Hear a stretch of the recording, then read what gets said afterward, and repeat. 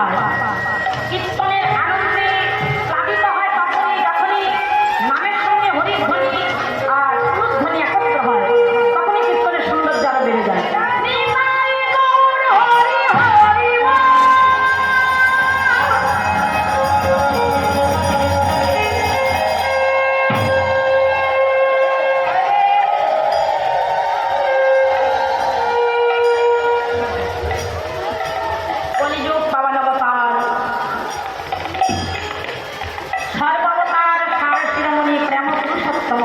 পাবন নদিয়া বিহারী প্রেম ঘন মূলতী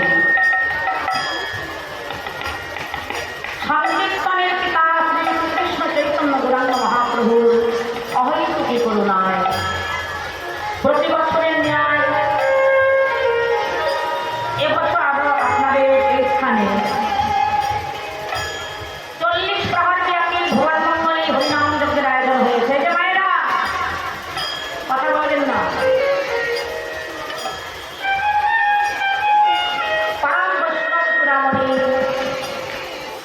দেবাদেবীর মহাদেবের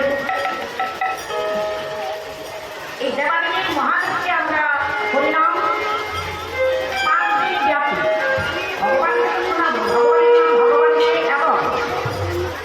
ভগবানের নাম ভগবানকে এবং তার ভক্ত পরম বৈষ্ণব চূড়ামণি দেবাদেবীর পরম বৈষ্ণব দেবাদেবীর পরম আনন্দের জন্য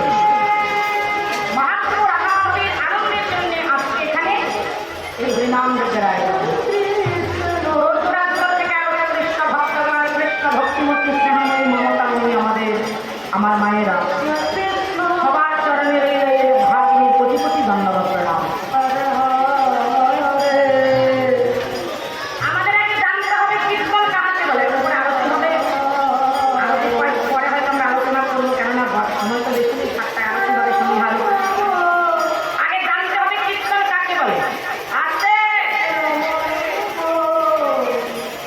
বর্তমান সময়ে কীর্তন বলতে আমরা এটাই বুঝি কিছু সুর, একটু তাল আর একটু যে কোনো গান আসলে গাইলে ওটা কীর্তন।